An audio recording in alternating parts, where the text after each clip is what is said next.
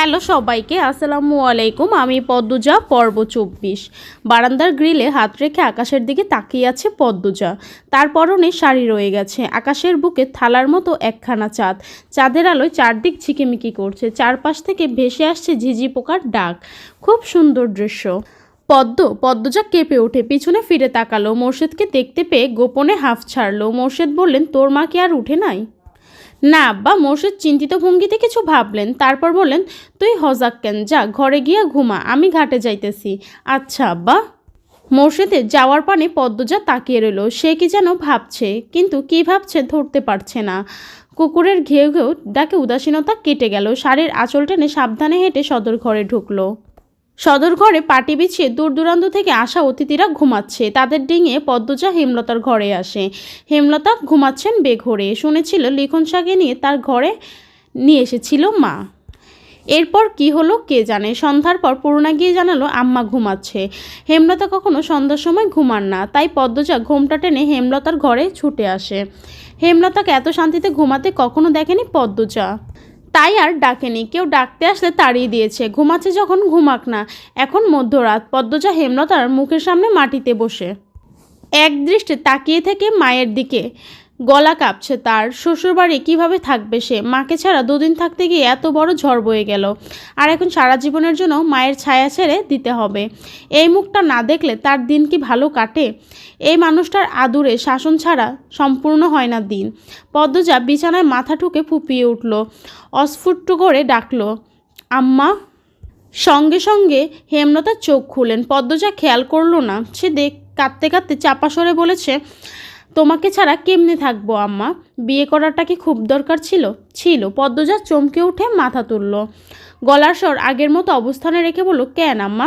সব জানতে নেই মা। পদ্মজা মাথা নত করে নাক টানে। হেমলতা বললেন, বিয়ে হতেই হবে, বরবদল হলে সমস্যা নেই।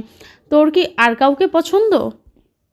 হেমলতার প্রশ্নে পদ্মজা বিব্রত হয়ে উঠল। হেমলতাও প্রশ্নটা করতে গিয়ে অস্বস্তি বোধ করেন। পদ্মজা দুপাশে মাথা নাড়িয়ে জানালো তার আলাদা করে কাউকে পছন্দ নেই। হেমলতা উঠে বসেন। চুল খোপা করতে করতে প্রশ্ন করেন, রাত কি খুব হয়েছে? মানুষের সাড়া নেই। মাঝরাত।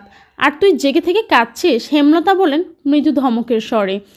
পদ্মজা নিরুত্তর। হেমলতা জানালার বাইরে চেয়ে দেখলেন চাঁদের আলোয় চারদিক উজ্জ্বল। চাঁদের আলো গলে ঘরের মেঝেতে পড়ছে। জ্যোৎস্না রাত। তিনি বিছানা থেকে নামতে নামতে পদ্মজাকে তাড়া দেন।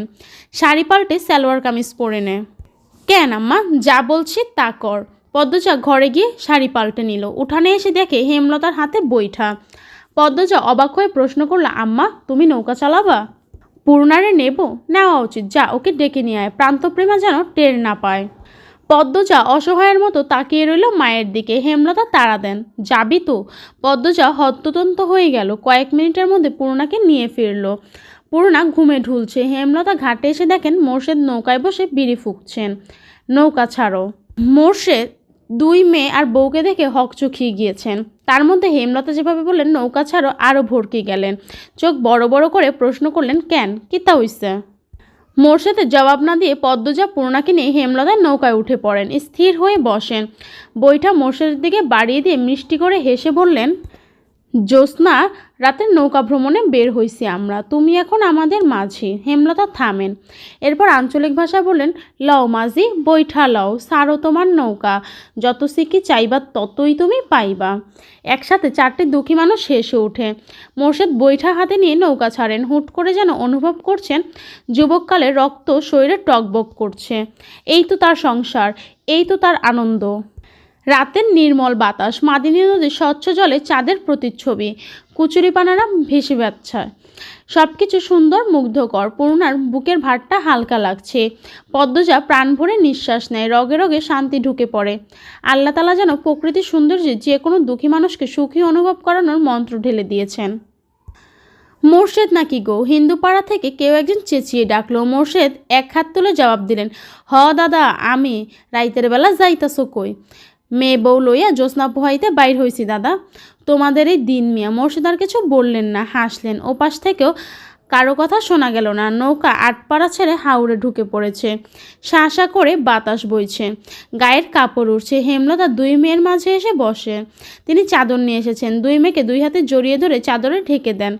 বাতাসে চাদর উড়ে আরও আওয়াজ তুলছে। চারটা একদম মাথার উপর, তাদের সাথে সাথে ঘুরছে। মোর্শেদের মনের সুখে ঘাম ধরেছেন।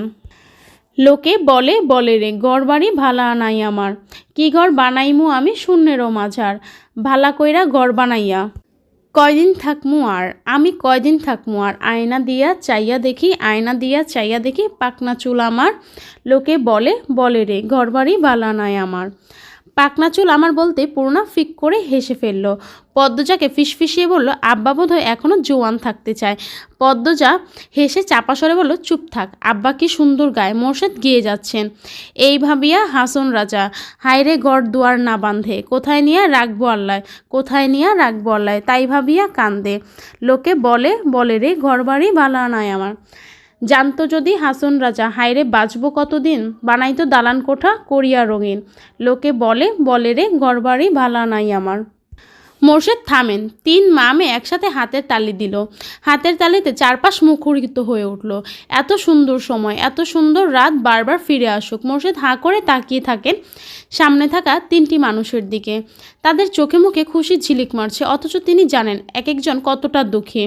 মোর্শেদ ঢোক গিলে লুকায়িত এক সত্যের কষ্ট লুকিয়ে যান। হেমলতা আর তিনি ছাড়া এই কলিজা ছেঁড়া কষ্ট কেউ জানে না। মোর্শেদ হেসে বললেন, এই অভাগা মাঝিরে কি আপনারা আপনাদের মাঝে জায়গা দিবেন? মোর্শেদের কণ্ঠে শুদ্ধ ভাষা, মিষ্টি আবদার শুনে পদ্মজা পুলকিত হয়ে উঠল। ইস, আজ সব কিছু কত সুন্দর। পূর্ণা বলে, দেব, এক শর্তে, নৌকা চালানোর বিনিময়ে সিকিন যদি না নেন।